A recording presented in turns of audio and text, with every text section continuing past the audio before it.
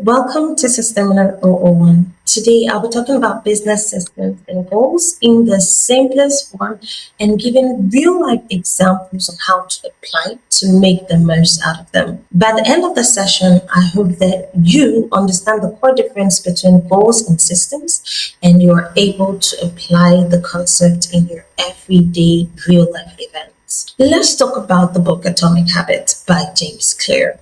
In that book, James Clear stated that you do not rise to the level of your motivation, you fall to the level of your systems. What that statement would mean is that your ultimate outcome depends entirely on your daily structures, not your wishes or dreams. To put this simply, it only tells us that when you have a goal, you've written down the goal. The goal could be you want to make 7 million by the end of this month. When you write that goal, there's motivation. The energy is high. You're excited about that goal. You're persistent about the goal.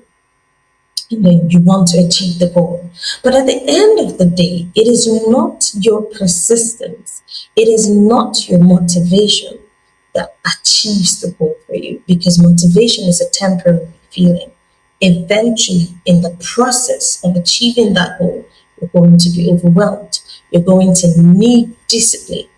Now, what keeps you in check or gives you a high chance of achieving that goal are the systems that you put in place. So your systems naturally help you stay committed to your goals. But then, what are goals? Goals are the ultimate outcome. They are your destination. They are the measurable, specific results that you want to achieve. For example, you want to make 7 million naira by the end of June. That is a goal. That is where you're supposed to land. That is the final destination. So goals are our destination. Then what are systems? Systems are habits, structures, processes, and actions that you carry out to naturally lead you toward the ultimate outcome, which is your goal. This is a real life example. Let's say that your ultimate outcome is that you want to get to class early because you have a class by 9 sharp. So by 8:30, you should be sat in class. This is what your system would look like. Your morning routine, your commute to class, and your pre-class routine, broken down in 3 simple systems that you get to repeat every day so that you make that class at 8:30 every morning.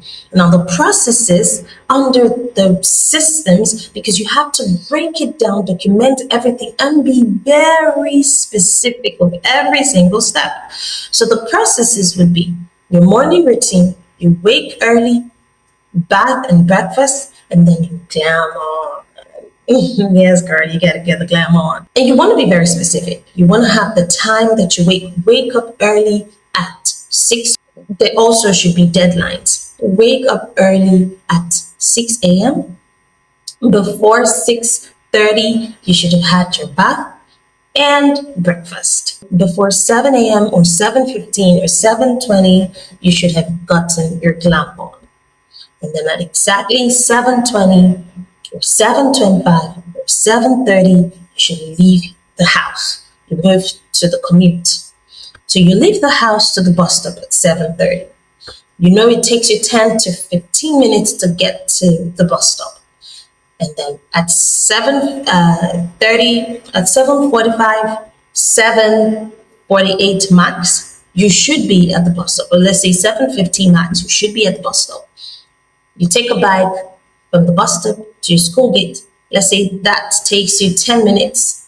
You add that to the time frame at 7 or 8, and so you should be at the school gate. Takes you 5 minutes to get to your faculty. Takes you 3 minutes to walk to your class. You get to class at exactly 8:30 in the morning. Your pre-class routine looks like this. Revise previous topic. Reconfirm your pens are working fine.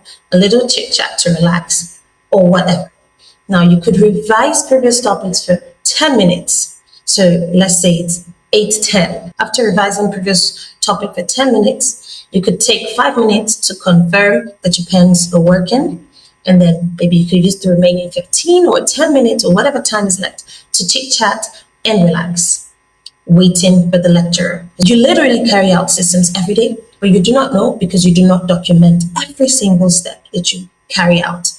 And for the fact that it has become a routine, that is how you operate and get a class. Those are your systems. When we talk about business systems, it's a little deeper than this because your business has several areas that will need documentation and processes and workflows and SOPs and checklists and all of that.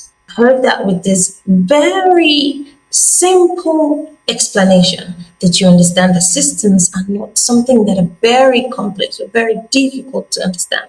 Systems are something that you can get started today. Thank you for joining me in this session.